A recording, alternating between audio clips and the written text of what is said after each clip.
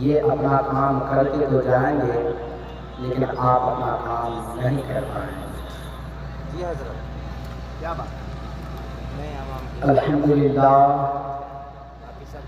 الحمدللہ وکفا وسلام علی عبادہ الذین اصطفیٰ، اما بعد اعوذ باللہ من الشیطان الرجیم ببرکۃ بسم اللہ الرحمن الرحیم۔ الا ان اولیاء اللہ لا خوف علیہم ولا هم یحزنون، صدق اللہ مولانا العظیم وصدق رسولہ النبی الامین الکریم، ونحن علی ذلک لمن الشاہدین والشاکرین والحمد للہ رب العالمین۔ بولیے جماعت ماشاء معزز سامعین کرام، ابھی آپ اور ہم سب عرصے مقدسہ میں تشریف لائے ہیں۔ اللہ کی بارگاہ میں دعا ہے کہ مولا ہماری حاضروں کو اپنی بارگاہ مقدسہ میں قبولیت کا شرف عطا فرمائے۔ جو ادھر ادھر گھوم رہے ہیں، ٹہل رہے ہیں، انہیں پنڈال کے اندر آنے کی توفیق عطا فرمائے۔ بلا تاخیر کے آئیے ہم اور آپ مل کر ایک مرتبہ درود پاک پڑھیں۔ اللہم صلی علی سیدنا شفیعنا حبیبنا مولانا محمد وعلی آل سیدنا محمد بارک علیہ وسلم۔ الصلاۃ والسلام علیک یا رسول اللہ یا رسول اللہ یا رسول اللہ صلی اللہ علیہ وسلم۔ شاعر نے بڑے ہی خوبصورت انداز میں کہا ہے اور شان غوث نے لکھا ہے کہ ادب کے ساتھ گلے باغ فاطمی لکھ دو، ادب کے ساتھ گلے باغ فاطمی لکھ دو، جناب غوث کو شہزادہ علی لکھ دو، جناب غوث کو شہزادہ علی لکھ دو۔ ہمیں بھی حشر میں رہنا ہے ان کے سائے میں، ہمیں بھی حشر میں رہنا ہے ان کے سائے میں، ہمارے نام کے آگے بھی قادری لکھ دو، ہمارے نام کے آگے بھی قادری لکھ دو۔ نگاہ ولی میں وہ تاثیر دیکھی، بدلتی ہزاروں کی تقدیر دیکھی۔ حضرات محترم، آج ہم اور آپ اللہ والوں کی بارگاہ مقدسہ میں حاضر ہوئے ہیں، ان کے ذکر و اذکار ہم سننے کے لیے آئے ہیں، جن کی نگاہ کرم ایک بار پڑ جائے تو تقدیر بدل جاتی ہے۔ بے شک حق ہے بھائی۔ بس حق اتنا ہے کہ ہم اور آپ جانتے سب ہیں لیکن مانتے کچھ ہیں۔ جاننے سے سب کچھ نہیں ہو جاتا لیکن ماننا بھی پڑتا ہے۔ اللہ تعالیٰ قرآن مقدس میں ارشاد فرماتا ہے، الا ان اولیاء اللہ لا خوف علیہم ولا هم یحزنون، کہ بے شک جو اللہ کے ولی ہیں، اللہ کے ولی کو نہ کوئی غم ہے نہ کوئی خوف ہے۔ حضرات محترم، وہ کون سے شخص ہیں، وہ کون سی ذات ہے جسے اللہ تعالیٰ نے اپنا ولی کہا اور ان کے بارے میں اللہ تعالیٰ نے کہا انہیں نہ کوئی خوف ہے نہ کوئی غم ہے؟ آخر کس چیز کا غم نہیں ہے، کس چیز کا خوف نہیں ہے؟ آج ہم ایک ادنا سے انسان ہوتے ہیں، سامنے میں اگر کوئی بڑے آدمی ہوتے ہیں، پیسے والے ہوتے ہیں، ان سے گھبرا جاتے ہیں، کوئی پوسٹ والے ہوتے ہیں ان سے گھبرا جاتے ہیں، کوئی مکھیا سرپنچ سمیتی ہو ان سے گھبرا جاتے ہیں، کوئی اگر کوئی کاروبار ہوتے ہیں ان سے گھبرانے لگتے ہیں، اگر کوئی اونچے عہدے پہ رہتے ہیں ان سے گھبرانے لگتے ہیں، کوئی اگر اپنے آپ کو اپنے نیتا کہلانے والا انسان ہو ان سے گھبرانے لگتے ہیں۔ لیکن یہ وہ ولی ہے جس کے بارے میں اللہ تعالیٰ کہتا ہے، الا ان اولیاء اللہ لا خوف علیہم ولا هم یحزنون، بے شک یہ میرا ولی ہے جنہوں نے پانچوں وقت کی نماز پابندی سے ادا کی، یہ وہ ولی ہے جنہوں نے کبھی بھی اپنی زندگی میں جھوٹ نہ بولی، یہ وہ ہے جنہوں نے کبھی کسی کے ساتھ دغے بازی نہ کی، یہ وہ ہے جنہوں نے کبھی کسی کے ساتھ غداری نہیں کی، یہ وہ ہے جنہوں نے کبھی کسی کے ساتھ میں بدتمیزی نہیں کی، بلکہ ہمیشہ انہوں نے شریعت مصطفیٰ پہ خود کو بھی چلا اور قوم کو چلنے کا سیاح بھی دیا۔ اسی لیے اللہ تعالیٰ نے کہا اپنا ولی اور اپنا ولی مانا، اور اسی لیے کہا کہ اے دنیا والوں، تم کسی کرمچاری کے قدموں پہ جا کر کے جھکو گے، کسی نیتا کے قدموں پہ جا کر کے جھکو گے، کسی نیتا کے قدموں پہ جا کر کے جھکو گے، کسی آفیسر کے قدموں پہ جا کر کے جھکو گے، مگر یہ سارے کائنات ولیوں کے جھکے گی. کیوں جھکے گی؟ اللہ تعالیٰ یہ کہتا ہے کہ اے دنیا والو تم میری بارگاہ میں جھک جاؤ. اے دنیا والو تم میری عبادت کرنا شروع کر دو. اے دنیا والو تم میرے محبوب کی اطاعت کرنا شروع کر دو. تم میری بارگاہ میں جھکو گے اور ساری کائنات کو میں تمہارے سامنے میں جھکا دوں گا. لیکن آج ہم کیا کرتے ہیں؟ ایک کوکو بند کرتے ہیں. آج ہم کیا کرتے ہیں؟ آج 10-20 روپے کے چکر میں، چائے پینے کے چکر میں دوسروں کی غلامی تو قبول کرتے ہیں، لیکن نبی آخر زمان صلی اللہ علیہ وسلم کی سچی غلامی کو ہم ماننے کے لیے تیار نہیں ہوتے ہیں. آپ کہیں گے مولانا صاحب یہ کیسی بات کر رہے ہیں آپ؟ ہم نبی کا غلام ہیں اسی لیے تو جلسے میں آئے ہیں. نبی کا کلمہ ہے اسی لیے تو جلسے میں آئے ہیں. نبی کا غلام ہے اس لیے تو اللہ گھر میں جلسہ ہونے کے نام پہ ہم طرف کر کے آ گئے ہیں. لیکن پھر سوال پیدا ہوتا ہے کیا صرف جلسہ میں آ جانے کا نام نبی کی غلامی ہے؟ جلسہ میں آ جانے کا نام مسلمان ہے؟ جلسہ میں آ جانے کا نام مسلم ہے؟ نہیں مسلمانوں، بلکہ مسلمان تو اسے کہتے ہیں جن کے دل میں مکمل ایمان ہو، مسلم ایمان ہو، اور مسلم ایمان اسے کہتے ہیں وہ اس طرح سے مسلم ایمان ہوتا ہے. آئیے اگر ہم اس کے بارے میں جاننا چاہتے ہیں، اس کے بارے میں اگر غور و فکر کرنا چاہتے ہیں تو ایک بار میرے طرف سے کہہ دیجیے سبحان اللہ. اگر زندہ ہیں زندہ دل کے ساتھ کہہ دیجیے یا رسول اللہ. ایک بار سیدنا فاروق اعظم رضی اللہ تعالیٰ عنہ سرکار دو جہاں صلی اللہ تعالیٰ علیہ وسلم کی بارگاہ مقدس میں حاضر خدمت ہوتے ہیں اور سلام پیش کرتے ہیں. الصلاۃ والسلام علیک یا رسول اللہ. سرکار دو جہاں صلی اللہ تعالیٰ علیہ وسلم جواب دیتے ہیں وعلیکم السلام ورحمۃ اللہ تعالیٰ وبرکاتہ. کہتے ہیں اے عمر بیٹھ جاؤ. عمر بیٹھ جاتے ہیں.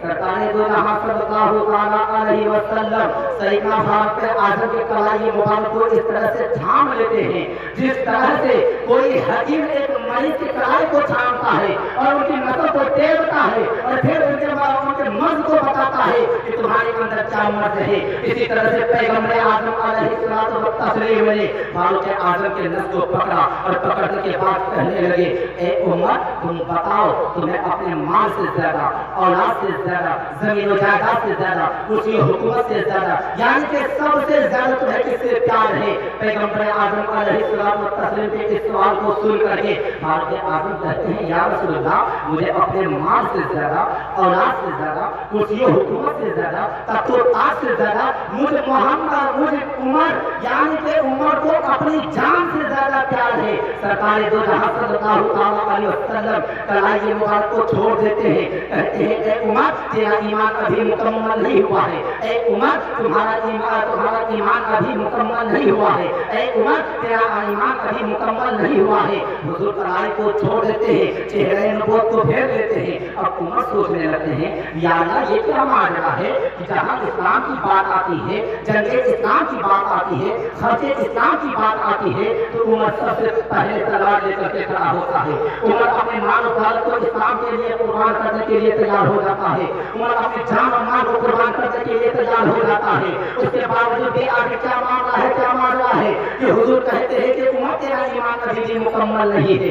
اتنا سوچتے ہیں، سوچنے کے بعد پھر دوبارہ حضور علیہ الصلوۃ والتسلیم عمر فاروق کے کلائی مبارک کو ویسے ہی تھامتے ہیں. کہتے ہیں اے عمر تجھے اپنے جان سے زیادہ، اپنے مال سے زیادہ، تمہیں اپنے اولاد سے زیادہ، اے عمر تمہیں پوری کائنات میں سب سے زیادہ کس سے پیار ہے؟ سرکار دو جہاں صلی اللہ تعالیٰ علیہ وسلم کے اس سوال کو سن کر کے حضرت فاروق اعظم فرماتے ہیں یا رسول اللہ صلی اللہ علیہ وسلم مجھے مال سے پیار نہیں ہے، مجھے دولت سے پیار نہیں ہے، مجھے کرسی و حکومت سے پیار نہیں ہے، مجھے زمین و جائیداد سے پیار نہیں ہے، مجھے اپنی اولادوں سے پیار نہیں ہے.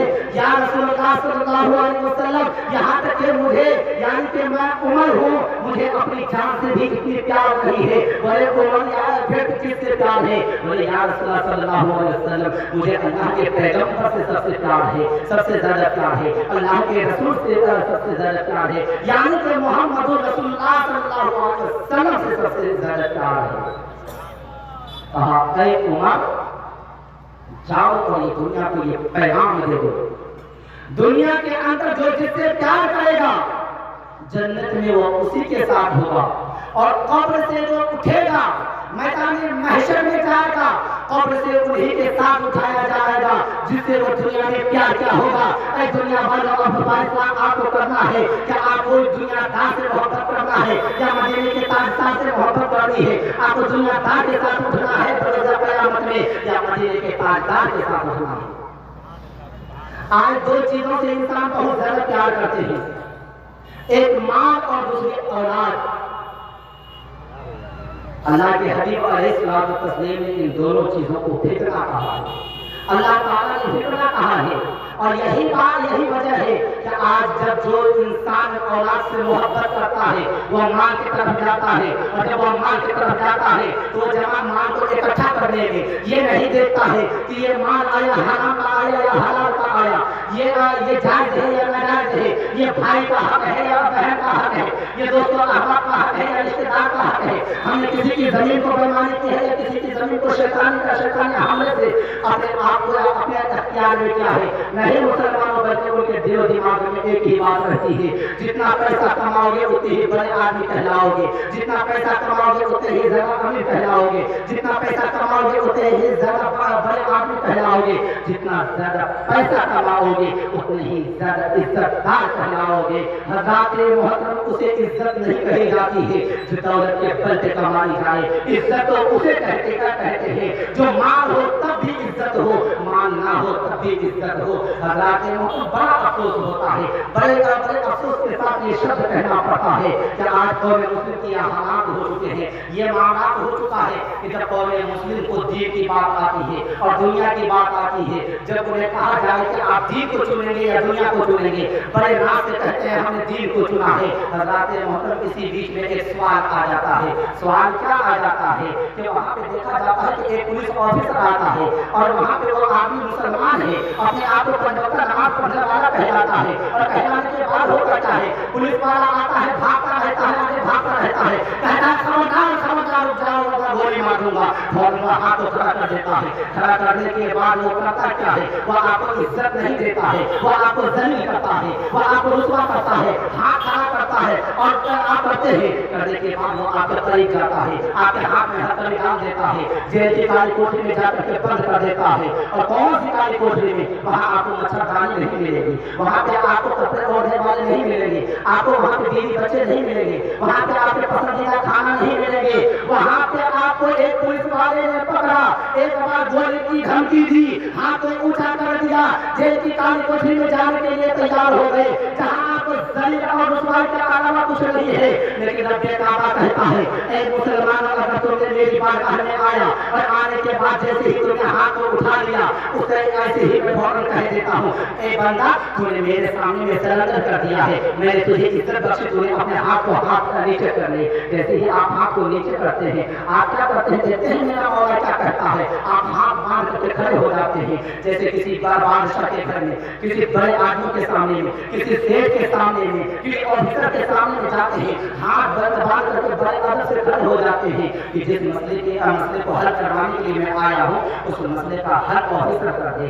جس مقصد کے آیا ہوں وہ مقصد میں ہمیں کامیابی مل جائے، ہمیں عزت ملے، لیکن وہ عزت نہیں دیتا ہے، لیکن اس امید پر جاتے ہیں کہ وہ آپ کا کام کر دے۔ حضرات محترم، وہاں پہ اتنا کام ہوتا ہے آپ کافی خوش ہو جاتے ہیں، لیکن مولا کی بارگاہ میں آتے ہیں، جب آپ نماز کے لیے کھڑے ہوتے ہیں، کھڑا ہونے کے بعد کہتے ہیں اللہ اکبر، مولا کہتا ہے کہ یہ بندہ ہاتھ کو نیچے کر لے۔ یہاں پہ نیچا کرنے کے بعد ہوتا کیا ہے کہ فوراً آپ کے ہونے کے بعد ہوتا کیا ہے؟ اللہ تعالیٰ کہتا ہے رکوع میں چلا جا، رکوع میں جاتے ہیں اللہ تعالیٰ کہتا ہے سجدہ میں چلا جا، سجدہ میں جاتے ہیں اللہ تعالیٰ کہتا ہے قاعدے میں آ جا، یعنی کہ باادب آپ کو بیٹھا دیتا ہے۔ جب آپ کو باادب بیٹھا دیتا ہے پھر آپ کیا کرتے ہیں؟ سلام پھیرتے ہیں، اللہ کا شکرانہ ادا کرتے ہیں، مالک پروردگار تو نے ہمیں اتنی عزت بخشی جو دنیا میں کوئی نہیں بخش سکتا، مولا تو نے اتنے ہمیں جو ہے مقام دیا دنیا میں کوئی نہیں دے سکتا۔ مسلمان مسلمانوں آپ یہاں سے اندازہ لگاؤ کہ جب یہاں پہ ایک مسلمان کو اللہ تعالیٰ اتنی عزت دے رہا ہے تو اس کے باوجود بھی ہم عزت کی طرف کیوں نہیں جاتے ہیں، ذلت کی طرف کیوں جاتے ہیں، ذلیل و رسوائی کی طرف کیوں جاتے ہیں؟ ہمیں ان باتوں سے اندازہ لگانا چاہیے اور اپنے اندر جو غلط فہمیاں ہیں، غلط کردار ہے، غلط عادات ہیں، اس سے ہمیں پرہیز کرنا چاہیے۔ ہم نماز بھی پڑھتے ہیں، جھوٹ بھی بولتے ہیں، نماز بھی پڑھتے ہیں، دغے بازی بھی کرتے ہیں، نماز بھی پڑھتے ہیں، غداری بھی کرتے ہیں۔ یہ کیسی ہماری نماز ہے کہ ایک طرف نماز پڑھتے ہیں، دوسری طرف چغل خوری کرتے ہیں، زمین ہڑپنا کرتے ہیں؟ اللہ تعالیٰ تو یہ کہتا ہے ان الصلاۃ تنہیٰ عن الفحشاء والمنکر، بے شک نماز بے حیائی اور بری باتوں سے روکتی ہے۔ آنے کے لیے میرے پاس حضرات محترم اندازہ لگائیے، اللہ آپ کو کہے گا کہ بے حیائی سے جو نمازی ہوگا وہ بے حیائی کی طرف نہیں جائے گا، چغل خوری کی طرف نہیں جائے گا، جھوٹ غیبت کی طرف نہیں جائے گا، بےایمانی کی طرف نہیں جائے گا۔ اور آپ نماز بھی پڑھ رہے ہیں، بےایمانی بھی کر رہے ہیں۔ اب بتائیے آپ کہ آپ خود غلط ہیں یا نماز غلط ہے؟ آپ غلط ہیں، نماز صحیح ہے، آپ کا غلط ہے، قرآن مقدس کی آیت کریمہ صحیح ہے۔ تو لہذا ہمیں قرآن کو درست کرنے اور کرانے کی ضرورت نہیں، بلکہ اپنے کردار کو، اپنے انداز کو، اپنے طور و طریقہ کو درست کرنے کی ضرورت ہے۔ اللہ تعالیٰ کی بارگاہ مقدسہ میں دعا ہے، مولا مجھے بولنے میں، آپ حضرات کو سننے میں کسی بھی طرح کی کوئی خطائیں غلطیاں ہوئی ہو، اللہ تعالیٰ اپنے فضل و کرم سے معاف عطا فرمائے۔ اس بیان سے سب سے پہلے مجھے خود کو عمل کرنے کی توفیق عطا فرمائے، میرے بعد میرے تمام مسلمان بھائی بہنوں کو عمل کرنے کی توفیق عطا فرمائے۔